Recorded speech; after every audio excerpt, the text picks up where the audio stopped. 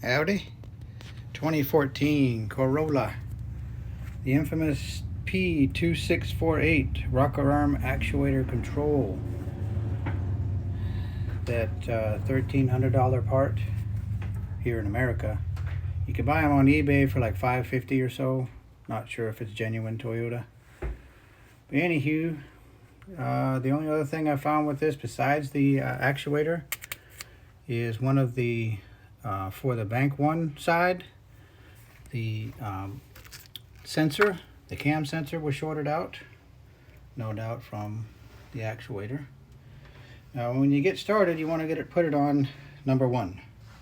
So down there on the harmonic balancer, there's 2 different lines. One's pink and one is yellow. There's your pink one. Yellow one is up there. There's a little gauge right there, as you can see it, that tells you where top dead center is. Anyway, get it on top dead center. The other line was yellow. You can probably see it right there. So get it on top dead center, and then come up here and be able to tell why these 2 lines are lined up.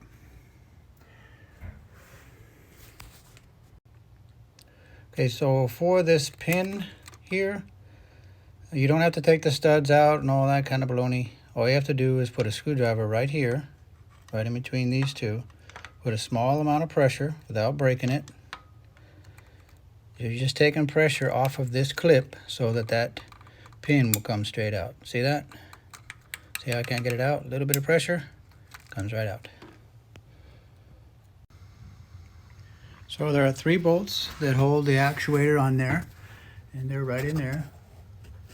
Be sure and replace these gaskets. There's one, this one comes with it, this small one, and there's a bigger one that you have to buy. It goes around here.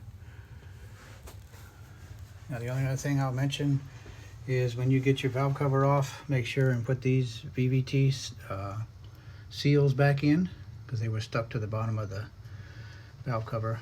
Be sure and take those off and set them in here. And then this clip here, the way it comes out, it just comes straight out. Just pull it straight up and out it goes. Put your new one that came with the new part back on there, and do the same thing as far as getting the pin in and putting that clip back on. The biggest hassle with trying to get this back into the hole was the bracket for this wire harness. Just push that bracket down, slide this in gently, and then one more time before you bolt it down, be sure and look in here and make sure that your gasket is still in there. Just look down inside there, right in here. Just peer in there and make sure that gasket is still in there. Now on the clip, all I did was loosen it and brought it around. Normally this clip covers this hole, but all I did was brought the clip around to where I don't have to try to fool with trying to get it back on there.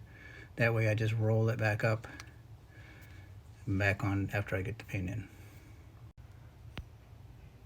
Okay, so I've got the pin in, and now I'm just going to slide this clip back up over where it belongs,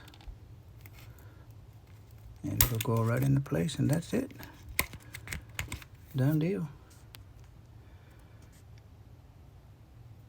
Remember to when you take that clip off, just slide it down, and that gives you plenty of room to get your magnet on there and pull that pin out. So the conclusion of the matter, everything having been heard, is you will have to do an ECM relearn.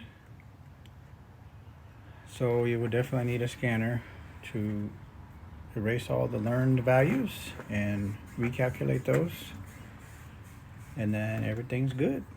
Now supposedly this unit here, the rocker arm actuator, they were only bad on the 13, 14s and some 15s.